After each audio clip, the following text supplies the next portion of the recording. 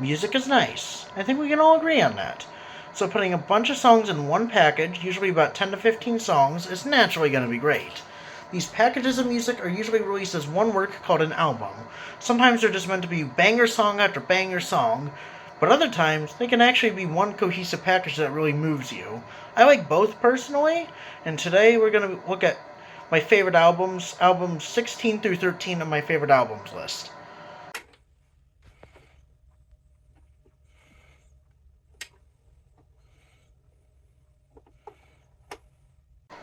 This video will be part 1 of a 4-part series. We will be covering albums 16 through 13 today. To bring this list to you, I made this handy dandy little chart right here.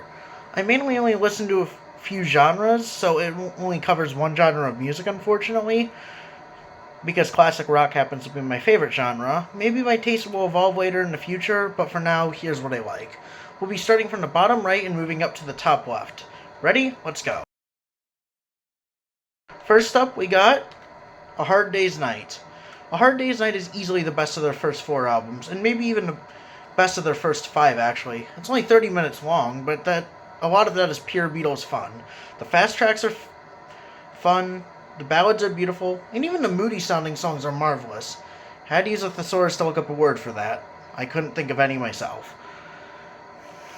My personal favorite tracks would probably have to be the title track, If I Fell, Things We Said Today, and I'll Be Back. It's not their peak album, but it's still really solid. I think it helps that there are no covers on this album, just pure Beatles fun. But this is not the last Beatles album on this list. We'll get to that later. This is a bit of an oddball one, but Dire Straits' Love Over Gold is probably my favorite song ever, so I have to include it. The first track, Telegraph Road, is an absolute masterpiece in my opinion. It's 14 minutes long, so I mean, you kind of can't listen to it a lot, but almost every minute is used well. I love the way it tells a story about the rise and fall of a town, but what I love even more is the guitar solo at the end. There's so much emotion in it, and the rest of the album is good to great too. Another highlight is Private Investigations, which is a simple but honestly really interesting song to me. Kind of has a Spanish feel to it, especially with the guitar, but it works somehow. And the last track I love too, It Never Rains. It starts out kind of happy, but slowly gets angrier and angrier until ending in another great guitar solo.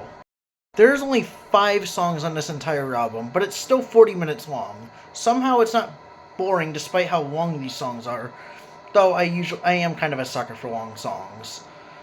But still, it's a great album and probably definitely my favorite Dire Straits album.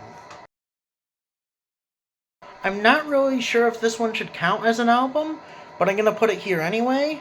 Magical Mystery Tour was originally released in the UK as a double EP, but was released in the United States as a full-length LP album. They accomplished this by making side 1 of the LP the original EP tracks, and side 2 the singles of that year.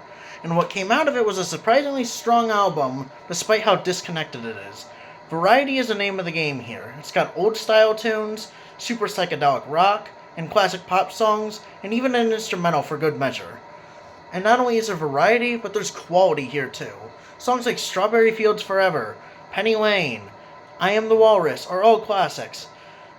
And the other songs are great too. Whether you consider it an album or not, this is still a great listen.